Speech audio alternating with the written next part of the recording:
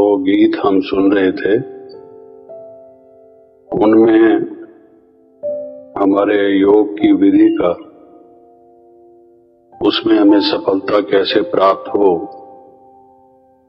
सही मानों में हमारा योगी जीवन कैसे बने,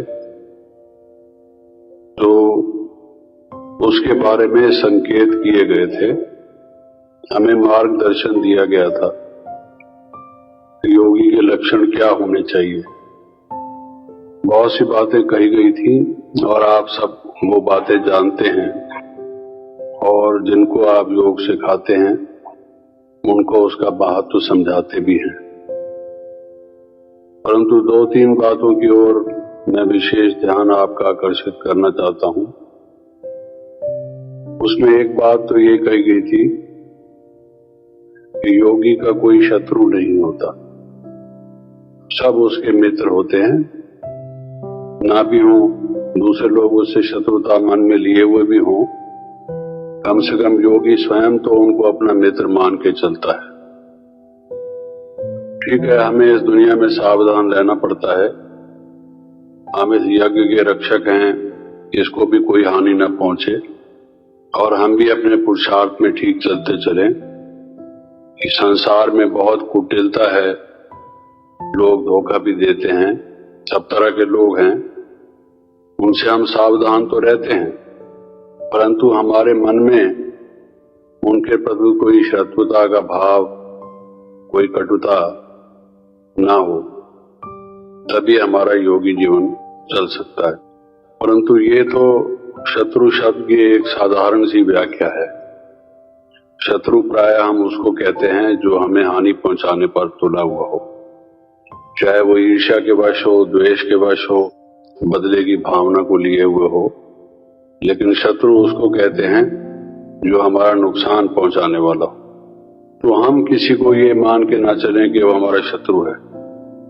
विशेष बात यह है कि हमारा योग अन्य लोगों के योग से भिन्न इस कारण से भी है कि बाबा ने कहा है कि साधारण भाषा में योग का अर्थ है याद, स्मृति। क्योंकि जैसे हमारी स्मृति होगी वैसे ही हमारी दृष्टि, वृत्ति, कृति सब कुछ होगा। ये एक बहुत बड़ी रिमार्केबल बात है, बहुत महत्वपूर्ण बात है कि स्मृति से विश्व परिवर्तन हो सकता है, वृत्ति से सृष्टि बदलती है। ये किसी ने इस बात को समझा नहीं। सृष्टि को बदलने के लिए लोग अन्य उपाय करते रहे, रिफॉर्मर्स, सुधारक आए, प्रचारक आए, बहुत से लोगों ने अपनी अपनी रीतियां अपनाई, लेकिन ये बात किसी ने नहीं सोची कि जैसी वृत्ति हो वैसे ही सृष्टि बनती है। संकल्प से सृष्टि रची जाती है। ये तो कहते हैं कि भगवान ने संकल्प से सृष्टि रची, लेकिन वो संकल्प कौन सा था, क्या था, कैसा था जिससे सृष्टि रची और जो उसके सहयोगी बने, इसका तो उनको पता ही नहीं है। तो उन्होंने भी विशेष प्रकार के संकल्प किए। तो देखिए संकल्प कितनी महान शक्ति है जिससे सृष्टि को बदला जा सकता है। संकल्प को कोई साधारण बात मत समझिए। आप समझते हैं मेरा संकल्प उठा, उसको दबा दिया, संकल्प चला, उसको मुख में लाके हमने वर्णन कर दिया, संकल्प चला, हमने कर्म में लाकर कोई नुकसान कर दिया, किसी को दुख दे दिया। तो ये संकल्प से जो हम कार्य करते रहते हैं, ये हमारे साधारण लौकिक विकार युक्त संकल्प हैं। सारे दिन भर में कितने संकल्प हम करते हैं, उठते बैठते संकल्प से ही तो हैं। हमारी सारी मूवमेंट संकल्प से ही तो होती हैं। सारा कल्प ही हमारे संकल्प से चलता है। कल्प और संकल्प कनेक्टेड हैं। ये कल्प क्या है? कल्प को कल्प हम क्यों कहते हैं? हमारे जो 5000 वर्ष तक अलग अलग संकल्प चलते रहते हैं, उसके बाद फिर रिपीट होने लगते हैं। तो जब तक भिन्न भिन्न संकल्प चलते हैं उसकी समय की अवधि 5000 वर्ष है। चलते तो बाद में भी हैं, लेकिन फिर उनकी पुनरावृत्ति होती है, वो दूसरा कल्प शुरू होता है, साइकिल दूसरा होता है। तो संकल्प से हमारा कल्प, हमारा भाग्य बनता है। हम महानता की ओर जाते हैं या पतन की ओर जाते हैं, ये सारी सीढ़ी उतरने और चढ़ने की जो है ये संकल्प है। तो क्या आप इसको इतना महत्व देते हैं या उसको ऐसे ही खर्च कर देते हैं? एक व्यक्ति किसी धनवान घराने से संबंधित था, उसको अपने माता पिता से बहुत संपत्ति मिली थी। वो संपत्ति के नशे में वो जो सिगरेट या चुरट पीता था, सिगार पीता था वो, और सिगार पर 10 रुपए का नोट लपेट के पीता था। सिर्फ सिगार नहीं, उस पर 10 रुपए का नोट भी साथ में लपेट लेता था, तब उस सिगार को वो पीता था। जो उसके पास बैठे होते थे हैरान होते थे कि दुनिया गरीब है, भारत में गरीबी से लोग मर रहे हैं, खाने के लिए नहीं है उनके पास, और ये व्यक्ति 10 रुपए का नोट सिगरेट या चुरट के ऊपर, सिगार के ऊपर लपेट के पीता है। और वो इसमें अपनी शान समझता था कि पैसे की क्या बात है, हमारे पास तो बहुत धन है। तो हम लोग भी शायद उसी अपने उल्टे नशे में, देहाभिमान के नशे में, जो संकल्प रूपी धन है, अनमोल धन है, संकल्प रूपी धन, उससे हम कहां पहुंच सकते हैं? आप सोचिए तो सही, कितनी महान हमारी स्थिति हो सकती है, लेकिन हम भी उस संकल्प रूपी धन को, जैसे वो सिगार के ऊपर 10 रुपए का नोट लपेट के पीता था, वैसा ही हमारा हाल है। संकल्पों को गंवाते हैं, तो संकल्प के महत्व को नहीं जानते, वृत्ति के संकल्प को नहीं जानते। हमारी वृत्तियां बदलती रहती हैं, कभी अशुद्ध कभी शुद्ध, देहाभिमान जनित कभी आत्माभिमान जनित, कभी योग युक्त और कभी योग भ्रष्ट हमारी वृत्तियां रहती हैं। तो कोई व्यक्ति अगर 5 कदम आगे बढ़े और 10 कदम वापस लौट आए, तो उसने प्रगति की या अवनति की? आप कहेंगे अवनति की, क्योंकि बढ़ा तो 5 कदम और वापस लौट आया 10 कदम, तो आगे क्या बढ़ा वो? ऐसे ही अगर हमने ट्रैफिक कंट्रोल के टाइम, योग के टाइम कुछ अच्छे संकल्प किए, हमारी वृत्ति अच्छी रही, और बाकी समय में अगर हमारी वृत्ति खराब रही और हम वापस लौट आए, जितना फासला हमने योग के दौरान तय किया था, अगर उतना उससे भी ज्यादा कई गुना हमें समय तो सारा दिन काम के लिए मिलता है, योग में तो हम कम समय खर्च करते हैं, उसमें थोड़ा सा ही चल पाए, क्योंकि कुछ समय तो अपने मन को स्थिर करने में ही लगा रहा, और जब वो स्थिर होके ठीक होने लगा, फिर समय ही समाप्त हो गया, और उसके बाद दिन भर में हम लोगों के अवगुण नोट करते रहे, उनसे व्यवहार हमारा श्रेष्ठ व्यवहार नहीं रहा। हमारी वृत्ति ही जो है सर्वोत्तम और सतो प्रधान, जैसे देवी देवताओं की बिल्कुल निर्मल वृत्ति चित्त की हो, हर्षित चित्त की वृत्ति जो हो, संतुष्टता के चित्त की जो वृत्ति हो, संतुष्ट, निर्मल और हर्षित, ये तीनों गुण अगर हम में हो, वो वृत्ति कैसे होगी जो सबसे प्रेम की वृत्ति हो? और हम सबकी जो वृत्ति है वो तो अप एंड डाउन, जैसे किसी का थर्मामीटर लगाओ, नर्स देखती है बार बार, या ब्लड प्रेशर चेक करो, कभी अप कभी डाउन, कभी अप कभी डाउन। तो ऐसे ही उस व्यक्ति की स्थिति हो गई, कभी अप कभी डाउन। तो उसका दिन भर में क्या प्रोग्रेस रहा? वो कहते हैं भाई एक व्यक्ति था, उसने कहीं पर 4-5 फुट खड्डा खोदा, देखा कि पानी तो आता नहीं है, उसने सोचा यहां से तो पानी निकलेगा नहीं, इस जमीन में शायद है नहीं, उसको छोड़ के फिर दूसरा खोद दिया, फिर तीसरा खोद दिया, फिर चौथा खोद दिया, खड्डे ही खोदता रहा। और एक व्यक्ति ने लग के वहां कुआं बना दिया जिससे कुछ पानी निकल आया। वो लगा रहा उस जगह पर और मेहनत करके वो अपने तह तक पहुंचा जहां से कुछ उपलब्ध हो सके, पानी मिल सके। तो हम खड्डे खोदने वाले हैं या कुआं बनाने वाले हैं? दिन भर में खड्डे खोदेंगे और ही गिरेंगे, उसमें दूसरे भी गिरेंगे, बरसाती पानी भरेगा, मच्छर पैदा होंगे, मलेरिया के शिकार होंगे। तो हम खड्डे खोदने वाले योगी हैं या कुआं बनाने वाले योगी हैं? हमारे कर्म क्या हैं?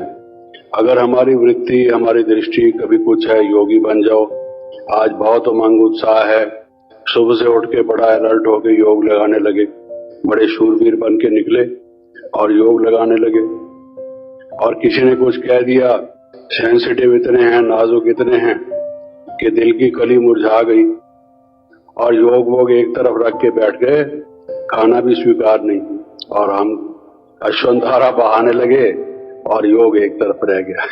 तो क्या हमने किया? हमारी क्या स्थिति रही? Up and down, up and down. तो प्रगति कैसे होगी? और नहीं होगी तो मन संतुष्ट कैसे होगा?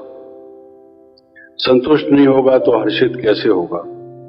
और अगर संतुष्ट भी नहीं होगा, हर्षित भी नहीं होगा, जरूर किसी से नाराज होगा, तो वो उसमें प्रेम भी कैसे होगा? और अगर ये सब नहीं होगा तो उसकी सतो प्रधान वृत्ति कैसे होगी? अगर वैसी नहीं होगी तो सतयुग आएगा कैसे?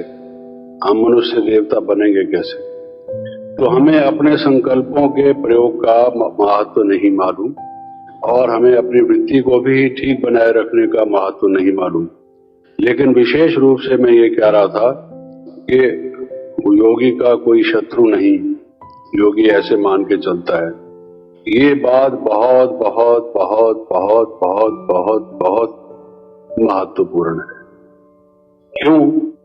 मैंने शुरू यहां से की थी बात कि योग का अर्थ बाबा ने कहा है याद है, स्मृति है।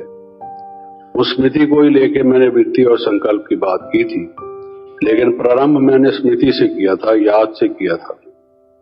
और याद दो की आती है, या तो जिससे आपकी घनिष्ठ मित्रता हो, अत्यंत प्रेम हो, जिसके आप बहुत नजदीक हो, जिससे आपका मन जुटा हुआ हो, बहुत ही आपको वो बहुत पसंद हो, एक दूसरे को बहुत पसंद करते हो, बातें उनकी अच्छी लगती हो, उनकी जीवन पद्धति ठीक लगती हो। या तो जो आपके मित्र हैं, घनिष्ठ मित्र हैं, बहुत नजदीक के मित्र हैं, मन के मीत हैं, उनकी या तो याद आती है स्वतः, और या शत्रु की याद आती है। किसकी? इसने हमें बहुत तंग कर रखा है। जब से ये हमारे जीवन में प्रवेश हुआ है, हम परेशान हैं। ये तो हमें चैन लेने ही नहीं देता। उससे ही हमारा मन मुटाव होता है, उससे ही नाराजगी होती है, उससे ही हमारी अवस्था डाउन होती है, ईर्ष्या द्वेष उससे ही होता है। आप उसको शत्रु शब्द से संबोधित ना करते हो, लेकिन उसके प्रति वृत्ति ऐसे ही होती है। उससे ओम शांति भी करेंगे, वो ओम शांति करेगा, कहेंगे ओम शांति। वो ओम शांति दूसरे प्रकार की होती है। जब आपका घनिष्ठ मित्र आपसे मिलता है, ओम शांति कैसे हो, उस वक्त ऐसे पूछते हैं। और जब कोई वो मिले जिसने कोई ऐसी बात कही थी कि करेले की तरह से जल उठे आप, वो मिलता है और मुंह इधर कर ओम शांति, चल पड़ते। वो एक औपचारिक, एक फॉर्मल, एक लिहाज से कि लोगों को शिकायत ना करने लग जाए कि मैं ओम शांति करता हूं और ये ओम शांति भी नहीं करता, ये बात दादियों के कान तक ना पहुंचे, इसलिए ओम शांति कर देता है। लेकिन कोई मन में उसके प्यार शिकायत से डर कर, क्योंकि जब 5, 7, 10 दफा कोई ओम शांति करेगा, हम उसका जवाब नहीं देंगे, तो एक दिन बड़ों तक बात पहुंचेगी कि इनकी आपस में बोलचाल नहीं है, ये ओम शांति भी नहीं करते, तो वो खतरा हो जाएगा। उस खतरे से बचने के लिए, रेड अलर्ट से बचने के लिए ओम शांति कह देते हैं। तो जिसको वृत्ति में भी हमने, संकल्प में भी हमने, या स्मृति में भी हमने शत्रु मान लिया, तो हमारी लुटिया डूब गई। हम तैर नहीं सकते, इस संसार सागर के, भव सागर के पार नहीं हो सकते, क्योंकि हमें यहां से तैर के ले जाने वाली स्मृति है। स्मृति रूपी नाव में ही ये जीवन की यात्रा जब हम करेंगे, तब इस कलयुगी छोर से सतयुगी छोर की ओर हम जाएंगे। दूसरा कोई तरीका नहीं। अगर किसी के पास कोई तरीका हो तो सामने आए, और बताए, छाती ठोक कर बताए कि ये तरीका है कलयुग से सतयुग की ओर जाने के लिए, या ये जो संसार दुखों का है इससे सुख शांति की तरफ जाने के लिए। कोई भी तरीका नहीं है, क्योंकि कहा गया है as you think so shall you become. आप जैसा सोचेंगे वैसे बनेंगे। बनने का और कोई तरीका नहीं है। किसी को कुछ मालूम हो तो सामने आए, बताए। बाबा ने कह दिया है कि आप अगर ठीक बनना चाहते हैं तो ठीक प्रकार की स्मृति रखो। जो गिरावट आई है वो खराब बातों की स्मृति से, खराब बातों के संकल्प से, खराब वृत्ति से आई है। स्मृति, वृत्ति और संकल्प ये हमारे गिरने का, गिराने का साधन बने हैं। और अब अगर हमें उठना है तो हमें अपने कर्मों को श्रेष्ठ बनाना है, और कर्मों को श्रेष्ठ बनाने का तरीका केवल मात्र यही है कि हम अपने संकल्प, स्मृति और वृत्ति को ठीक करें। और उसमें सबसे बड़ी बाधा वहां उपस्थित होती है जहां हम किसी को शत्रु मान बैठते हैं। और जो जिस व्यक्ति को जितने शत्रु उसने बना रखे हैं उसका मन उनकी तरफ जाएगा। ये भी उससे मिला हुआ है। अरे इसके सामने बात मत करना, ये सब उसको बताएगा। अरे इनको हम कुछ कहते हैं तो फौरन समझो वहां तक रिपोर्ट पहुंचेगी। तो कहावत है कि the friend of my enemy is also my enemy. जो मेरे शत्रु का दोस्त है वो भी मेरा शत्रु ही है। लोग ये मान के चलते हैं संसार में, चाहे ये बात राइट हो या रॉन्ग हो, लेकिन आमतौर से व्यवहार मनुष्यों का यही होता है। तो ये शत्रुपन की जो अगर हमारे मन में वृत्ति होगी तो हम कैसे योगी बनेंगे? It is not possible, it is all together impossible. हम कहते हैं हमारी बिंदु रूप की स्थिति हो, हमारा बीज रूप की स्टेज हो, उसमें अगर शत्रु का भाव लिपटा हुआ होगा, मन में घुसा हुआ होगा, तो बिंदु के साथ और चीजें मिक्स्ड होंगी, तो बिंदु कैसे रहेगा?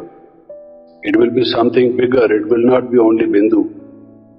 तो ये हमारे जो भाव विकृत होते हैं, इसलिए ये बातें कई दफा हम गाते तो हैं, गीतों में सुन भी लेते हैं, हमें मालूम भी हैं, लेकिन उनकी गहराई को हम नहीं समझते।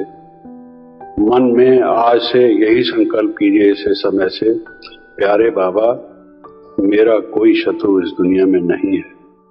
मेरे मन में किसी के प्रति भी शत्रुता का भाव नहीं होगा।